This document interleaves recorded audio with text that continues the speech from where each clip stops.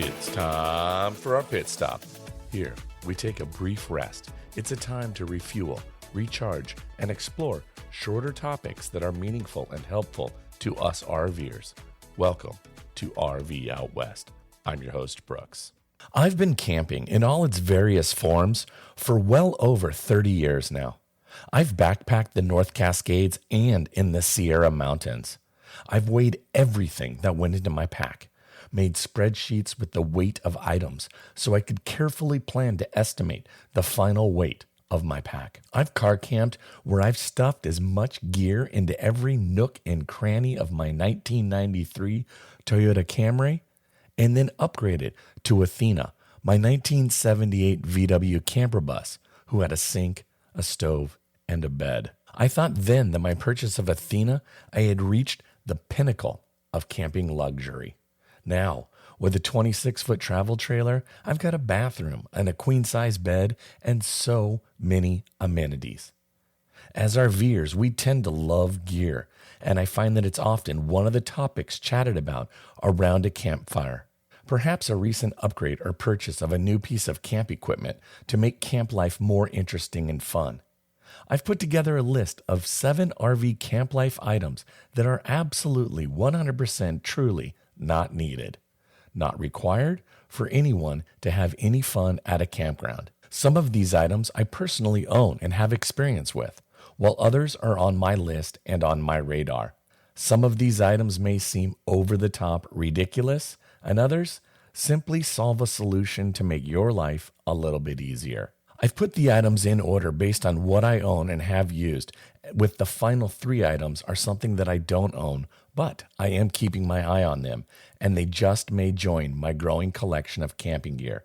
So, without further ado, let's dive right in. Countertop ice machine. This handy-dandy piece of equipment has become my go-to favorite. I often joke with people and say it's not camping unless I can have my ice machine. Personally, I just love how ridiculous it sounds, and it seems to always put a smile on everyone's face, and it's always good for a laugh. It's true, though. This countertop ice machine kicks out rocks every 6 minutes. They are far from the longest-lasting ice cubes, but they do what they need to do. Cool down your cocktail or ice your tea.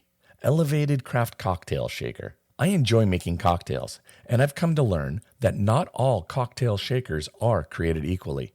This cocktail shaker was designed in Scottsdale, Arizona by Adam Kraft, a home cocktail enthusiast. And after looking for a perfect shaker, he realized one just didn't exist. So he set out on his own to solve it, and he did. These shakers are $70 and worth every penny. The quality of craftsmanship is exquisite, and I just love that the lid has lines for measuring in both ounces and milliliters. The double wall construction also means it's built like a Yeti. If you are into making your own craft cocktails and enjoy that as part of your camping experience, then once you make the switch to this shaker, you will never go back. Freestanding hammock stand.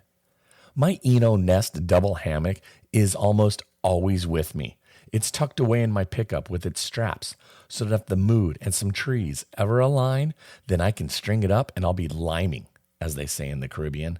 Liming means chillin', by the way. The issue I found, even here in the Pacific Northwest, where we have an overabundance of trees, is that the trees do not always align, specifically in my campsites.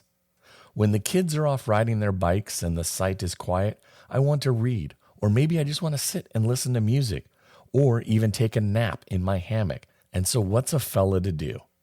Well, I purchased a freestanding hammock stand off of Amazon a couple of years ago, and this stand is very easy to set up and to string up the hammock. I've solved the tree problem and can now just relax outside in my hammock. This is a great addition to my camp life that brings me so much joy. RV mattress. When we first bought our RV, it came with a Serta mattress, and we thought, wow, a Serta, that's great. Well, after the first season in the camper, we knew the mattress was going to need to be upgraded. It was a terrible sleep, and we have since learned that RV manufacturers don't really put good mattresses in their RVs because what's defined as a good mattress is very subjective, and what I like you may dislike. So we splurged and got ourselves a new 10-inch memory foam mattress from the trailer. And I jokingly like to say, I like to think I sleep better in the trailer than I do on our Tempur-Pedic mattress we have at home. The RV Queen mattress is not always often included on those top list of things you'll want or need when you first purchase your RV, but I advise you that you should treat yourself to a more luxurious mattress in your RV sooner rather than later. Hey, let's take a break right now and hear from our friends at Camper Alerts. It's summertime and the great outdoors are calling, but did you forget to book a campsite 9 months ago? Well, don't worry. Say goodbye to sold-out campgrounds with Camper Alerts. With Camper Alerts, you can choose your campground, select your site type, and set a personalized alert. And when a site becomes available, they will notify you. It's that simple. Visit camperalerts.com today and start setting your alerts. Inflatable couch. First and foremost, this is one piece of gear that I do not own. In a previous life, I worked in the paddle sports industry, and while working trade shows, we would often use these inflatable couches in our booth so we could give our barking dogs a break. There are two companies who make some wonderful camp sofas, Boat and Air. These companies manufacture rafts, paddleboards, etc., so they have the technology and the materials to make a durable inflatable couch. If you've not seen one of these, give it a Google search and check them out as they are pretty sweet. And I'm honestly hoping to add this piece of gear to our campsite in the new year. E-bikes. I've been keeping a keen eye on the e-bike industry over the years, as it is with great interest that I want one of these. Not just for the campsite, but I also think I would reduce some of my around town driving if I had an e-bike. This past Father's Day weekend, we were camping with some friends, and my buddy Brian and his wife Amber had just picked up some rad bikes, and they brought them with them to the campsite. Brian was kind enough, or maybe foolish enough, to let me borrow his so I could take it out for a spin. I must admit that bombing around the campground with his bike left me with a grin going ear to ear. They were so much fun to ride. The power assist and the throttle, you just can't help but have you scream, "Whee!" as you go for a ride. I have been actively saving for 2 bikes for my wife and I, and we will be getting some in 2024. This last item is crazy. Have you seen those Coleman portable hot tubs? Honestly, I think I've seen one person have this set up in their camp. The portable hot tub that I'm talking about is by Coleman. I think this thing is over the top, fun, and a bit crazy to have in a campsite. But hey, we are here talking about camp life luxury, and what is more luxurious than chilling in a hot tub in the campground? Granted, I'm pretty sure you won't want to be hot tubbing in your birthday suits.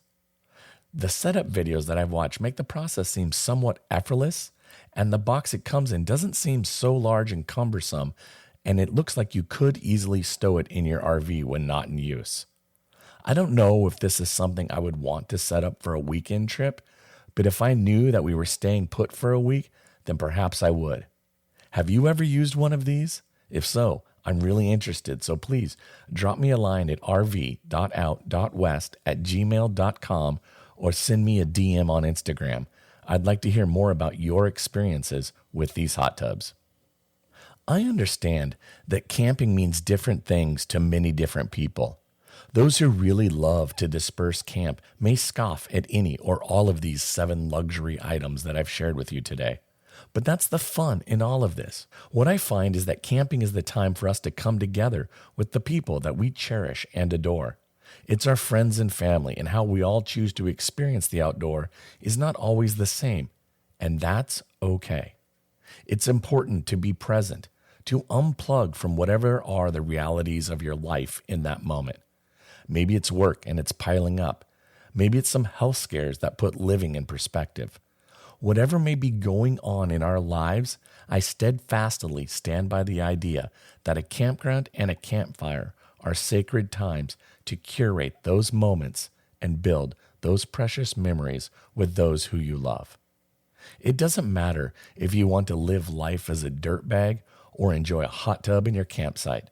It's about how you want to live. So get out there and go see what's beyond the horizon. Thanks so much for listening to RV Out West. Join us again in 2 weeks with our next episode. Please like and subscribe to our podcast on iTunes or wherever you choose to get your podcasts so you never miss an episode. And I sure would appreciate if you left a rating or a review of the show. Special thanks to Scott Holmes Music for providing the intro song, We Are One. RV Out West can be found on Instagram and Facebook, where you can interact with us and follow along on our RV adventures around the Pacific Northwest. So get out there, explore, and go see what's beyond the horizon.